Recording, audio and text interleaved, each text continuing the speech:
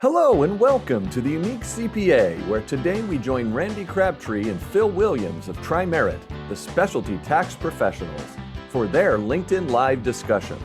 Their topic is the newly passed reconciliation bill and the clarity and opportunity it provides in the realms of R&D, cost seg, and more. And now, here's your moderator, Michael Warady. Gentlemen, just to start out with, thank you both for joining today. Yeah, thank you. Excited. A lot going on in the tax world right now. Just a wee bit, a couple of things that we've been waiting for the past couple of years, and it's finally happening. So who wants to take the first question or just give us an overview of the bill that just passed last week? Well, I guess I'll jump in there, Michael. And thanks for teeing us up on explaining a 680-page tax bill in 20 minutes. We're going to be pretty darn good at this.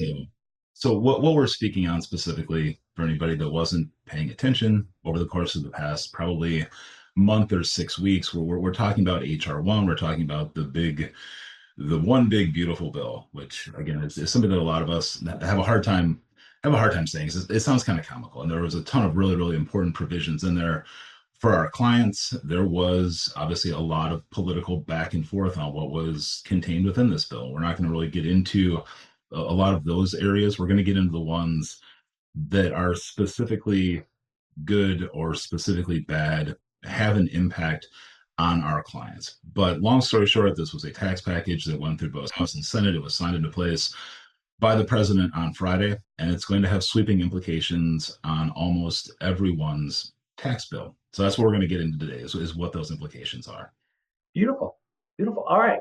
Randy, anything to add before I just jump into some questions that people were peppering me with over the past couple of days? Yeah, I mean, I guess the big thing is that this did happen on a shorter timeline than I actually thought it could possibly happen. So they set a goal of July 4th, and they made it July 4th. So you got to give Congress that kudos for getting it done. But it was quite a journey to watch over the last few weeks of votes and what's going to happen. But we got it done. So it's pretty exciting that we get to talk about this today. Yes. All right. So I'm going to jump right into some questions. I don't know who wants to answer which ones, but I'm going to throw it out there for either one of you. First question that I got, and this is related to the research and development tax credit. I'll start with that section. I did section them off. How does the reinstatement of immediate expensing for U.S.-based R&D affect innovation investment strategies? That is a mouthful. I'll answer it this way. So when we started to have to capitalize R&D expenses, which happened in 2022, which was, we all know, defined in the Tax Cut and Jobs Act, delayed capitalization of R&D expenses, or R&E, however you want to say it, until 2022, what we saw was a significant reduction in R&D expenditures. At least on our end, we saw that because we were seeing a lot less R&D tax credits being filed for. And so obviously there was less expenditures in R&D. I think that, in a personal opinion, can have a very negative impact on our U.S. economy, because for me, manufacturing is one of the lifebloods of our economy. And so that being reinstated, the fact that now we can deduct R&D expenses basically immediately as incurred, which up until the Tax Cut and Jobs Act that kicked in 2022, we've always been able to do that all the way back to 1954, I think it was. So for pretty much forever, we've been able to do this. So this was a major change. We're very fortunate now that that's kicked back in. We are already seeing an uptick in R&D tax credit activities. We are getting a lot of people reaching out. We're seeing, honestly, I think at this point, we're in the hundreds of clients that have reached out about, hey, we want to look at the R&D tax credit going forward. So from what the impact of this has, I think this is going to be a very major impact on the innovation that happens within the U.S. And the proof is we are seeing a significant impact on activity around R&D tax credit already.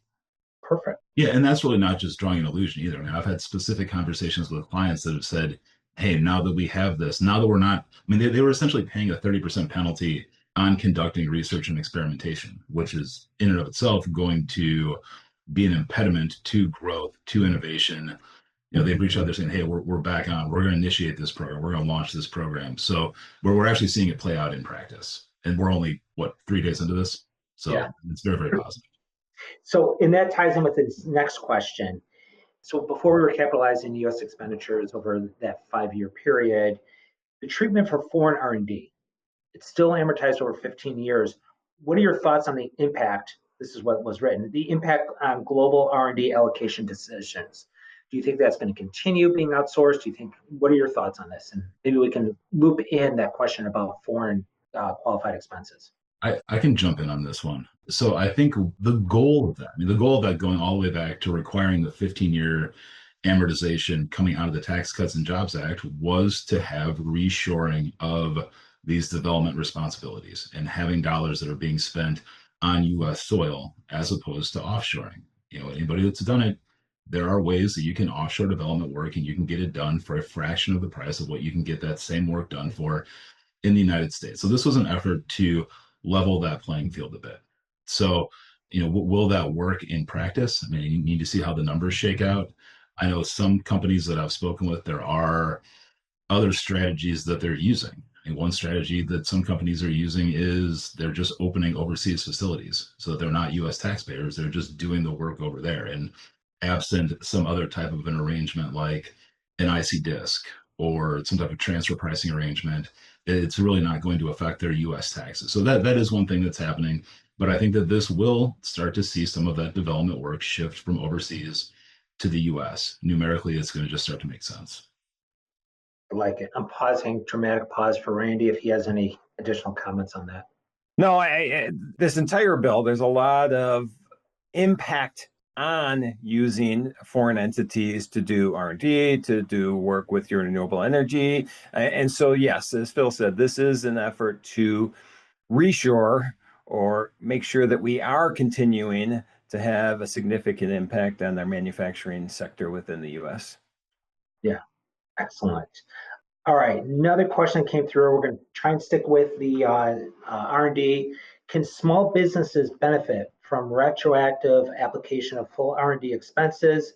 And how? And this is a two-part question. How should they be approaching amending prior returns? Yeah, I could jump in on that, and then Phil can fill in the spots that I miss. So the interesting thing in this bill is that it does retroactively allow expensing of R&D expenses for certain businesses. And what they defined as businesses with 31 million or less in gross receipts can actually make a decision to go back and amend their 22 and 23 returns and fully expense what they had capitalized during that time. If their 24 return is not yet filed, they can do the same thing on their 24 return. If their 24 return has been filed, then they can amend that, or honestly, I think they can supersede it. I'm not positive on that. Phil, do you know if they can do a superseded return on that? I think that depends on whether they extended the original return date. If they extended it and then they filed after the timely file date, then they can supersede it, yes. Okay, and so they can do that. That is an option. They can go back and they can amend those returns and fully deduct those expenses that were capitalized over that time. Mm-hmm. Another option is that they can ignore that and they can choose to deduct all the remaining in 25 or amortize it over the final 2 years or 2 more years, 25 and 26. That's the options for small businesses. And I think the question was what we heard of small businesses. For larger businesses, over 31 million, they don't have the option of going back and amending. They have the option of deducting the remaining expenses over 1 or 2 years, 25 or 25 and 26. So that's what this law, this new bill, BBB, gave us those two options to catch up and deduct anything that we had capitalized over time. And I will chime in just a little bit on the mechanics of doing that. And remember, a lot of this is still being broken down. So we have what the legislature writes. The IRS is going to have to go through and give guidance on some of this as well. But you do have to make, if you are one of those qualified small businesses where you are going to go back and you're going to change the treatment for 22, 23, or 24, there does have to be an election made. There does have to be a change in accounting method, which is made. And we need to look at what those prior years had. So it may not be as simple, especially when it comes to base amounts. You do have to look at that and you do have to make sure that you're following the right steps in order for that to be effectuated. And then one other thing on that you just mentioned, the elections and the timing of it. From what I understand, we have to do these amendments within a year of what enactment of this law. So we don't have a 3-year period or whatever to do an amended return. As far as I understand, we have to do that within 1 year. Yeah, and I've seen June 30th, July 3rd, and July 7th as that date. So right, a lot of guidance still needed, a lot of guidance coming out, but we do have basic information that we can start sharing now, at least. I want to answer one thing because we did get a question come in. I just want to address it real quick, and this is more of an opinion than we don't know, although Phil may know more. People are asking if IRS may come up with a faster method for processing amended returns, because we've seen that has taken quite a while over times. I'm sure part of what they're thinking is with ERC maybe as well, and the time that it's taken for that. IRS has got a little more sophisticated with the way they've looked at things, especially with like the renewable energy, and they had a portal in place. As far as I know, I have not heard any special procedures being put in place to manage and process amended returns faster. yeah, I would say the only difference here between this and ERC is ERC was a mandatory paper filing. Right. Good point. Perfect. Perfect. And I know starting this year with tax year 2025, the 6765 has additional requirements. And keeping that all into consideration for any businesses that are planning on filing for the credit now, either they stop doing it or they're just now doing it, take that into consideration, making sure that all the data is properly placed in the form when you file your returns. All right, we're going to switch. We're going to take a break on R&D, wait for more questions to come in, but I want to skip over to bonus. Bonus depreciation. You know what, Michael? Yes. I want to back up a second because what you just said is super important, because I think a lot of people don't understand this new 6765 rules. Because some firms were not doing R&D over the last few years and didn't realize that these new laws or new rules are in place based on IRS guidance and on court cases. But there's a lot more documentation that is going to be required starting in 2025 to put on the Form 6765. My question to you, Phil, that has been in place for amended returns, correct? Is that if people go back to 22, 23, and 24 and amend, is that additional information going to have to be on the 6765 as well? So if you're going back, and again, this is my take as of right now, and from what we've seen since, that's been the case. There was a chief counsel memorandum that came out in October of 21. I could be out by a month or so on that.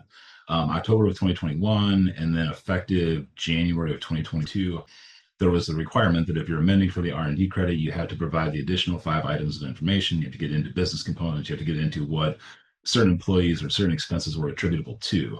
So if you're going back and you're amending to claim the R&D credit, that verbiage said you have to do this for all R&D refund credit claims. If you're going back to claim a refund, then yes, you had to provide that information. As I'm looking at it right now, if you're just going back and picking and changing what was capitalized to an expense, you would not have to provide that additional information. Yeah, but again, makes sense. More to come as we see that play out. Excellent. And a plug for Tri-Merit. I was talking to the head of our R&D practice, and I said, is that going to be a challenge for us? Are we going to need to adjust? And he goes, honestly, we've been getting ready for this type of requirement for years. Nothing will change. So I was glad to hear that. But I know a lot of businesses are out there that have been claiming the credit, just doing it back of the napkin calculation. Those days are gone. That's not happening anymore. All right, let's move to bonus. This is a big thing. It's a big deal. I'm going to start out with what types of assets now qualify for 100% bonus under the new law.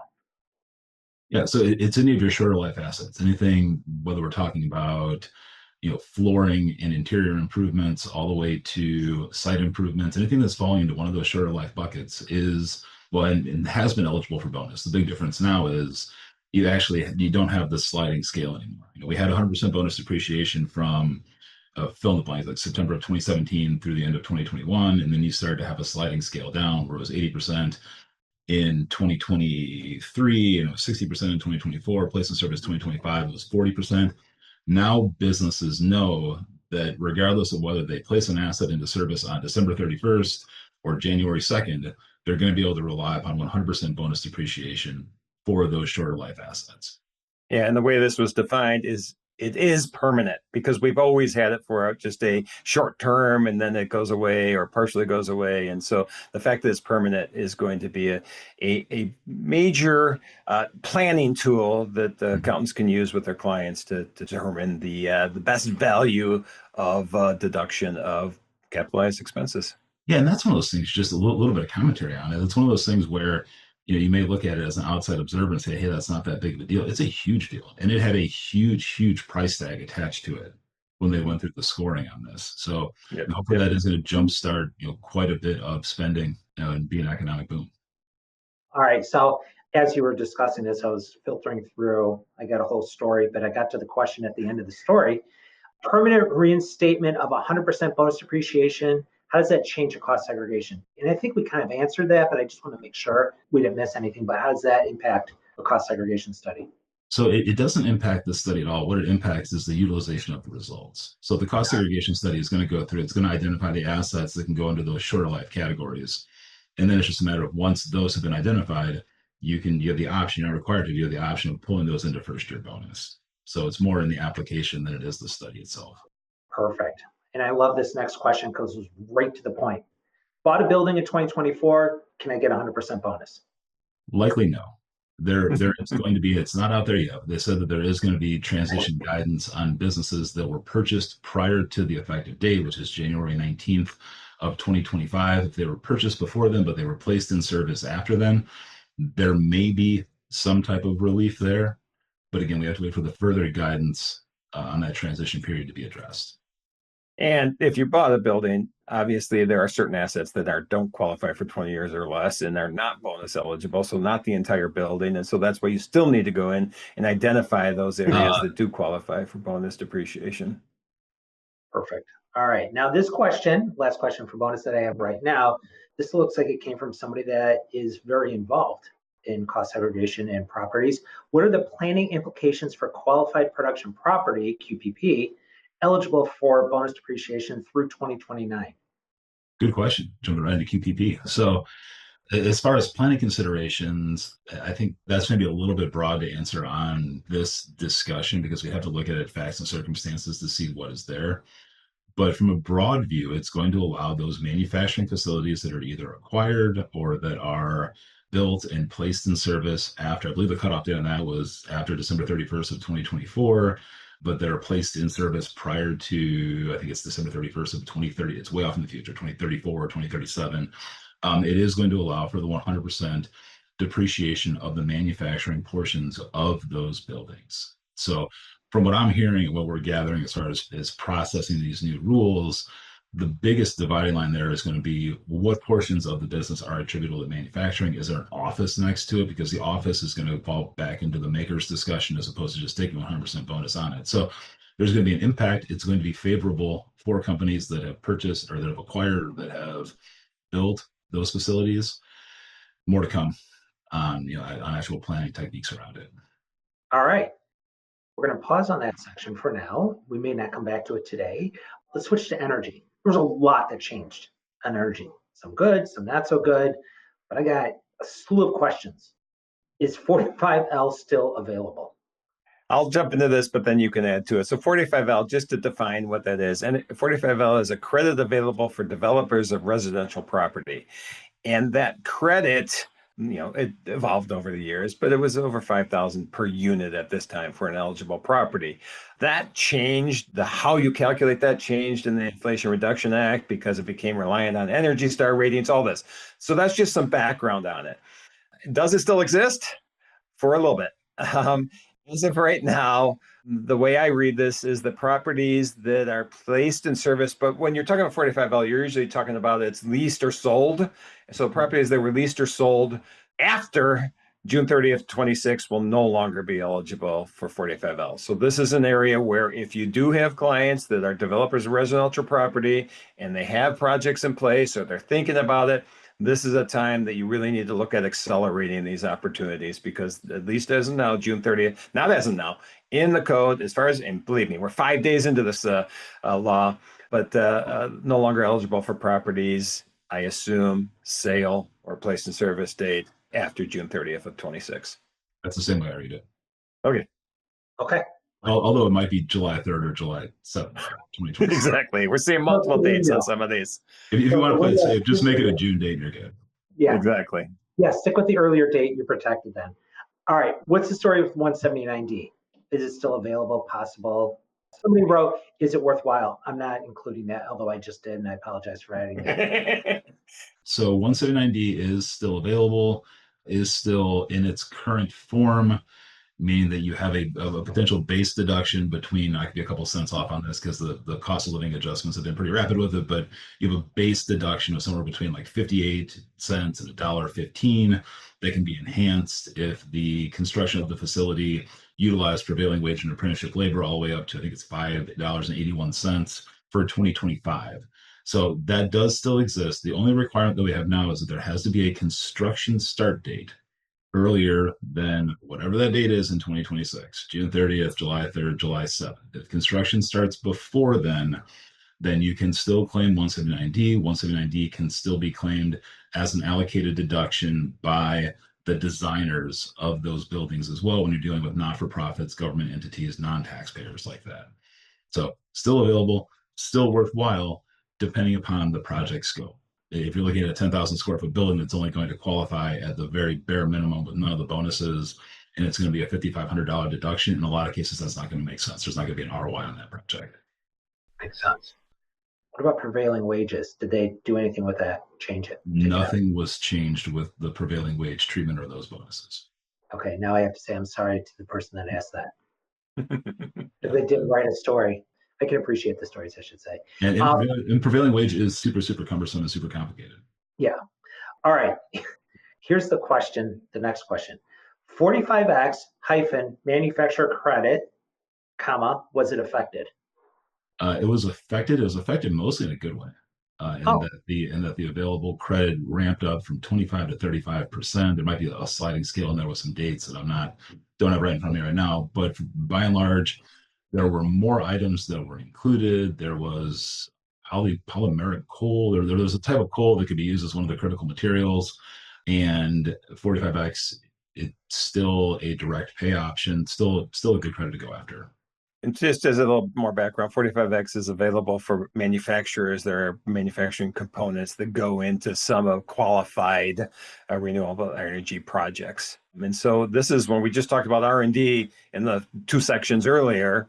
R&D tax credit is a manufacturing credit for the most part, software as well as another major user. But now if you have any manufacturing clients, 45X could be a potentially nice additional benefit for them in addition to the R&D tax credit. Mm-hmm. Excellent. All right. Another question. What are the implications of the 12-month construction window for wind and solar projects to qualify for the credits? Sounds like a Phil question. There we go. Sounds like a broad question. Yeah, I mean, so that caught a lot of chatter. That caught a lot of people's attention. There was some back and forth between the House bill and was there going to be a construction cutoff date of 60 days and then have a ramp down of the available credit percentage over the next couple of years. They went with the 1 year beginning of construction. If you don't meet that 1 year beginning of construction, then the project has to be completed and placed in service by the end of 2027. So I would say the impact is going to be a rush. I have not spoken directly with some of the engineering firms and some of the procurement firms that we work with, but I would have to imagine their phones are ringing off the hook with people trying to get these projects started. There was an executive order that was released either on Monday or Tuesday that said there's going to be further guidance that's released on what that start of construction date means. I mean, we're relying upon 15 pieces of old IRS literature to define that, but basically there has to be 5% of costs incurred or a physical work requirement, and there has to be continuity of construction. So you're not gaming the system and putting one pole in the ground and saying, hey, we started construction on June 28th of 2026 and we completed it in 2036. They want to have more rules and more guidance around that. Some people will tell you that that's an attempt to be obstructionist on those projects. We've got to see what those rules look like. So those are going to come out on a 60-day time frame. Excellent. All right, two more questions. I promise we're coming up to the bottom of the hour, but first question of the last two, how does the phase out of the PTC and ITC for wind and solar after 2027 affect long-term project planning? I think it's just what you just said. I think it's just a matter of its urgency on these things, but go ahead, Phil. No, I was going to say I'm caught a little bit flat-footed on it. As I've had that portion of the bill explained to me, there was not a ramp down. There was in the House bill, but that wasn't in the Senate bill, as far as I understood. Now, I hope I'm not wrong in saying that. If I am, I'm happy to be called out on it. Being 5 days into this, I don't think anybody's going to blame you. Okay. It's okay. All right, last question. I don't know if we can get into this, but somebody put it out there, so I'm going to ask it. Bill's restriction on transferring credits to prohibited foreign entities. How does that affect joint ventures or foreign-backed projects? Yeah, I can say with the foreign entity of concern language that was included, there's a couple ways to look at it. So when it comes to partnerships and some of the more complex arrangements that are out there, definitely something to keep an eye on, especially if we're dealing with Chinese entities or other countries that are on that list. I do know that as part of that specific provision, there are going to be some safe harbor rules that are released. So safe harbor rules, safe harbor percentages, along the three different delineations of countries that are included in that. So I would say keep a close eye on that. And that's something else that's going to be further dissected as we get more into this bill. But it's going to definitely be more complex than, a bright line test. There's going to be some things to evaluate with it. Yeah. All right, gentlemen, we are at the bottom of the hour. I know there's more questions coming in, and I apologize I'm cutting these questions short. I promise you we will get back to you with answers, and the best answers that we can give to you, being that it's 5 days in. Any closing thoughts, comments before we wrap up? I'll jump in fast and then give it to Phil to finalize everything. So the bottom line is, especially when we're talking about the energy incentives, a sense of urgency is the first thing you should be thinking with your clients. Talk to anybody that's working on something, anybody that's thought about something, anybody that is, you see something new on their depreciation schedule you didn't see before, that maybe they were doing something that falls within this area. So yes, sense of urgency, reach out to us. We are gathering the answers as fast as we possibly can, and we'll do anything we can to help you guide your clients the correct way. Spot on. Phil? I think Randy summed it up pretty well. I think there's going to definitely be some opportunities here. Feel free to reach out, and we'll help dissect them with you. Gentlemen, thank you both. I appreciate it. I know there's going to be more information. We're going to get deeper into understanding and helping businesses and CPAs gain the best insight so that we can help them do things the right way, which is our mission here at Tri-Merit. If you do still have questions and comments, thoughts, want to meet with us and talk about your certain situation, ask questions, reach out to us here at Tri-Merit. That's what we're here for, is to help you go about the changing in the law, making sure that you're going about the right way so that you don't have to backpedal at some point in the future. If you have any questions, reach out to us at info@tri-merit, MERIT.com. Thank you again. Enjoy the rest of your day. Take care. Thanks, everybody. Thanks. Thank you for joining us today on the Unique CPA. You can find the show notes for today's episode and learn more about Tri-Merit at theuniquecpa.com. Remember to subscribe and leave a 5-star rating on your favorite podcasting app. And join us next time for more expertise and insights on the Unique CPA. ProfessionalProductions.net